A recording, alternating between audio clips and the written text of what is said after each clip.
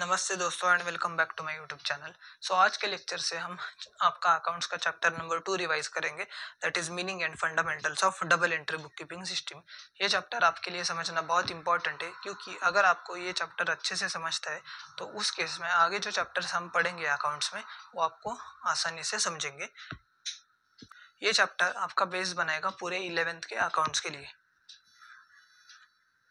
आज का जो हमारा पहला टॉपिक है रिवीजन का, meaning and definition of double entry book keeping system. Double entry book keeping system is the most scientific method of recording all monetary transactions in the books of accounts. ये हमने chapter number 1 में भी देखा था कि double entry book keeping system सबसे scientific method है जिसका इस्तेमाल करके हम सारे मॉनिटरी ट्रांजैक्शंस को बुक्स ऑफ अकाउंट्स में रिकॉर्ड करते हैं।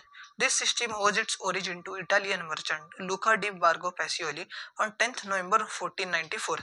ये जो सिस्टम है ये इटालियन मर्चेंट जो था लुका डी बार्गो पैसियोली ने उसने ढूंढ निकाली है और उसको हम इंटरनेशनल अकाउंटिंग डे भी सेलिब्रेट करते हैं। A recording of two aspects of monetary transactions in the books of accounts in terms of debit and credit is called as double entry bookkeeping system। देखो ये लाइन बहुत important है। हम monetary transaction आपके business में हुआ उसके जो दो एस्पेक्ट्स रिकॉर्ड करते हैं बुक्स ऑफ अकाउंट्स में इन टर्म्स ऑफ डेबिट और क्रेडिट, उसको हम बोलते हैं double entry book keeping system. Sir अभी आप पूछोगे कि डेबिट और क्रेडिट क्या होता है, आपको आगे पता चलेगा, मैं डिटेल में एक्सप्लेन करूंगा आपको। आप बस ये डेफिनेशन अभी के लिए ध्यान में रखिएगा। देन नेक्स्ट जो टॉपिक है हमारे आज के डिस्कशन का, methods of recording accounting information. There are two methods of recording accounting information, एक तो इंडियन सिस्टम एंड दूसरा इंग्लिश सिस्टम। इंडियन सिस्टम को हम बोलेंगे हम देसी सिस्टम और इंग्लिश सिस्टम को हम बोलेंगे विदेशी सिस्टम। उसमें भी दो, single entry and double entry system. पहला Indian system. Indian system maintains records in Indian languages such as Marathi, Hindi, Urdu, Gujarati et cetera. Indian system में हम बुक्स ऑफ अकाउंट्स हमारे इंडियन लैंग्वेजेस में रिकॉर्ड करते हैं। जो गुज्जू है वो गुज्जू में रिकॉर्ड करेगा, जो मराठी है वो मराठी में रिकॉर्ड करेगा, जो उर्दू है वो उर्दू लैंग्वेज में उसके बिजनेस की बुक्स ऑफ अकाउंट्स मेंटेन करेगा। उसको हम महाजनी देसी नामा सिस्टम भी बोलते हैं। इस सिस्टम में ट्रांजैक्शन हम लॉन्ग बुक्स में रिकॉर्ड करते हैं जिसको बोलते हैं हम बही खाता। This system of accounting is not based on double entry system of accounting. ये जो सिस्टम है अकाउंटिंग की ये double entry book keeping system के बेस पे नहीं है। मतलब हम इसमें दो एस्पेक्ट्स कंसिडर नहीं करते एक ट्रांजैक्शन के, इसलिए वो साइंटिफिक अकाउंटिंग सिस्टम नहीं है।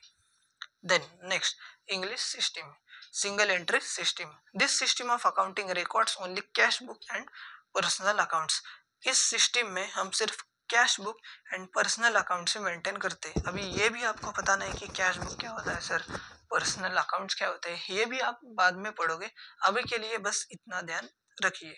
इट इज अनसाइंटिफिक मेथड, ये भी अनसाइंटिफिक मेथड है क्योंकि यह भी हम दो एस्पेक्ट्स कंसीडर नहीं करते एक ट्रांजैक्शन के, and also known as incomplete recording system. इसको हम इनकम्प्लीट रिकॉर्डिंग सिस्टम भी बोलते हैं क्योंकि इस अकाउंटिंग सिस्टम में हम बिजनेस ट्रांजैक्शन का सिर्फ एक ही इफेक्ट को कंसीडर करते हैं। This system of accounting does not provide accurate information about the financial position of business and it is suitable for small businesses। इस अकाउंटिंग के सिस्टम में हमें डिटेल इंफॉर्मेशन नहीं मिलती हमारे बिजनेस के बारे में और ये सुटेबल है सिर्फ स्मॉल जिनके बिजनेसेस है उनके लिए। Then next double entry system. Double entry system is the most scientific method of recording all business transactions. ये आपने सीखा है ऑलरेडी कि double entry book keeping system सबसे साइंटिफिक मेथड है बिजनेस ट्रांजैक्शंस को रिकॉर्ड करने की।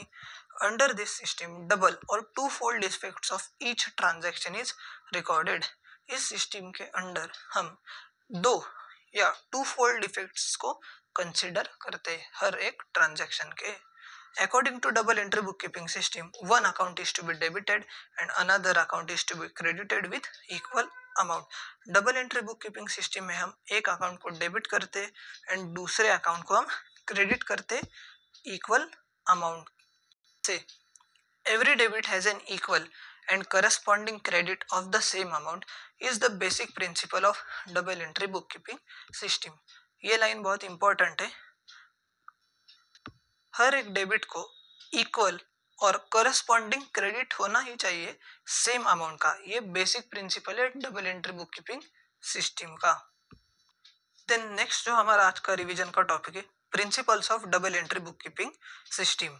इन every business transaction there must be minimum two effects, that is debit and credit. हर एक बिजनेस ट्रांजैक्शन के दो इफेक्ट्स होते हैं, एक तो डेबिट और दूसरा credit.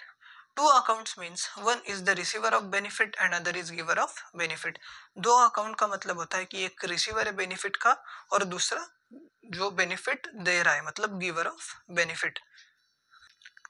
If one account is debited other account must be credited.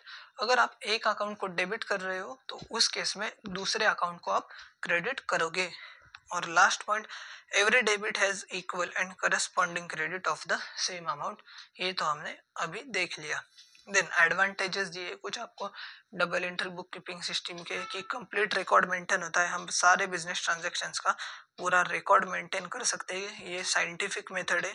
Then accuracy maintain होती है, क्योंकि जब आप एक डेबिट पे इफेक्ट देते हो तो उसका करस्पॉन्डिंग इफेक्ट आप क्रेडिट पे भी देते हो। देन बिजनेस रिजल्ट्स, आपके जो एक्सपेंसेस है, लॉसेस है, इनकम्स, गेन्स, एसेट्स, लाइबिलिटीज वगैरह जो सब है वो आप बुक्स ऑफ अकाउंट्स में रिकॉर्ड करते हो, तो उस वजह से आपको एक्यूरेट बिजनेस रिजल्ट्स मिलते हैं। Then last point, common acceptance, मतलब क्या कि सारे जो है पूरे वर्ल्ड वाइड इसको यूनिवर्सली सबने एक्सेप्ट किया है, सब यही सिस्टम फॉलो करते हैं। ये थे आपके एडवांटेजेस। सो अभी आज के लेक्चर में बस इतना ही। अभी हम नेक्स्ट लेक्चर से कन्वेंशनल अकाउंटिंग सिस्टम से रिवाइज करेंगे।